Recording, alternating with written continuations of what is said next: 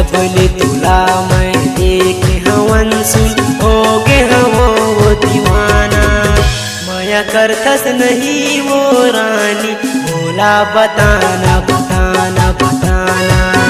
माया करथस नहीं वो अंसुल बोला बताना। जबले तुला मैं देखे हव रानी होगे हवो वो दीवाना। जबले तुला मैं देखे हवन सुन होगे हवो वो दीवाना।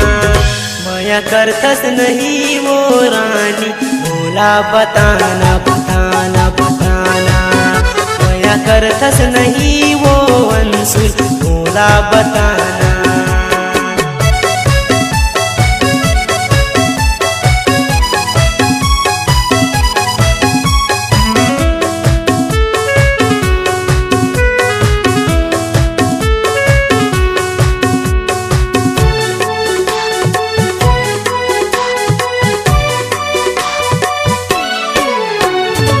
पहली नजर माँ दीवाना बनाए ललित बेला वो तैहा जलाए।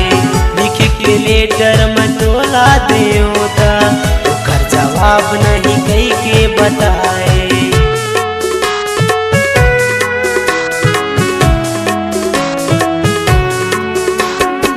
पहली नजर माँ दीवाना बनाए ललित दीवाना ला तैहा जलाए। के लेटर में तोला देवता ओकर जवाब नहीं कई के बताए। मन महवै कई किस बोलस नहीं आके तैहा बताना वो। तोर बिना मोर जिंदगी अधूरा है आ जाना अंसुल रे। धोखा से जान देवे वो रानी में तो मर जाऊं मैं। धोखा से जान देवे वो रानी में मर जाऊं मैं।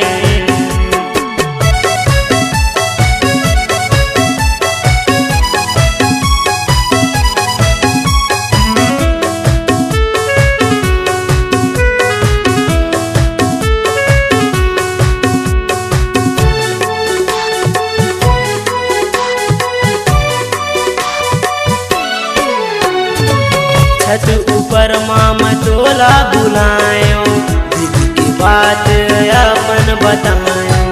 माया देहूँ कई के तैहा बताए अपन दिल में अंसुल मोला बसाए।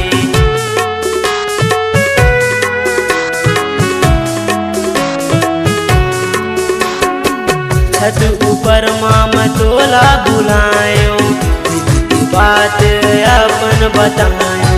माया देहूँ कई के तैहा बताए अपन दिल में अंसुल मोला बसाए। दिले निकाले वो निकले नहीं तन मन मा समाए वो। दिले निकाले वो निकले नहीं तन मन मा समागे वो। धोखा से जान देवे वो रानी में तो मर जाऊं मैं।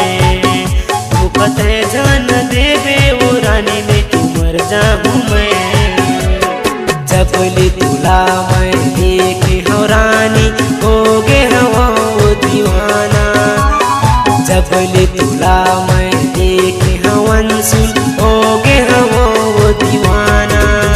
माया करथस नहीं वो रानी बोला बताना बताना बताना। माया करथस नहीं वो अंसुल बोला बताना।